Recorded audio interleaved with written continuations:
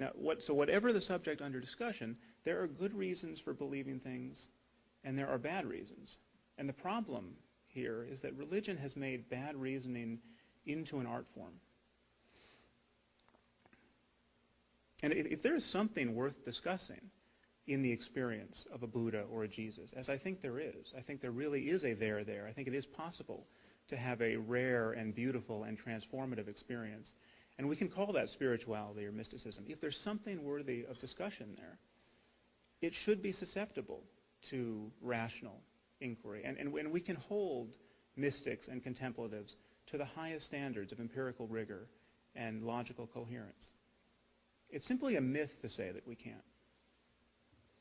And many believers, as you know, have taken refuge in Stephen Jay Gould's, I think, Quisling formulation of non-overlapping magisteria, the idea that religion and science cannot be in conflict because they represent two different domains of expertise.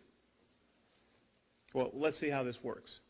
Okay, science represents the best authority on the workings of the physical universe. Religion represents the best authority on what exactly?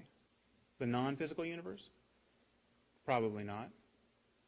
What about meaning and values and ethics and the good life? Well, here is another myth. The idea that scientific rationality has nothing prescriptive to say about morality and human happiness. I mean, science, we are told, can help us get what we value, but it cannot tell us what we ought to value.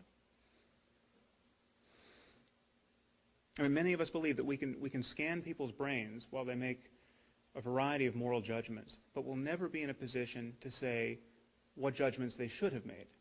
That is, what judgments are ethically normative. This is a myth, and we have exported this mythology to the culture at large. And now most people think that they are offered a forced choice between the law of God and something like moral relativism.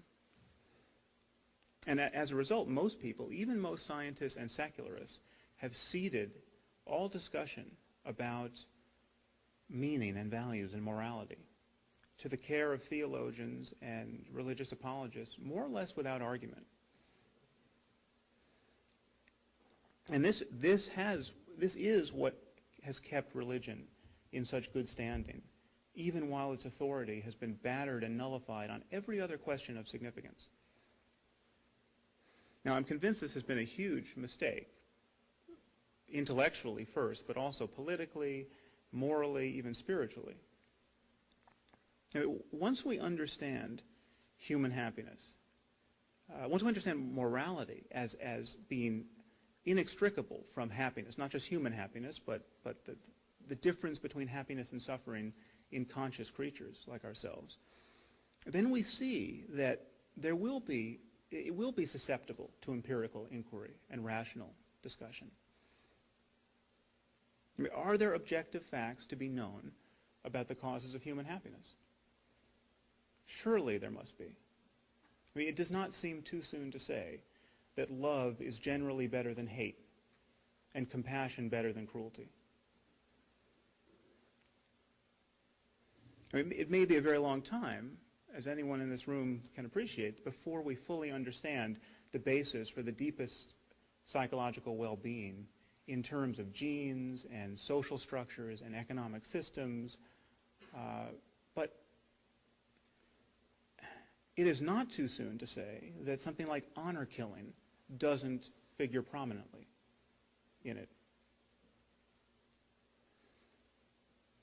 And notice that this makes realists of us morally, functional realists. And there does not have to be narrow right answers to every moral question for us to be realists.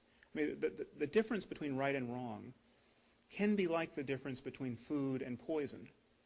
You know, there's not one right food. There's not one best food.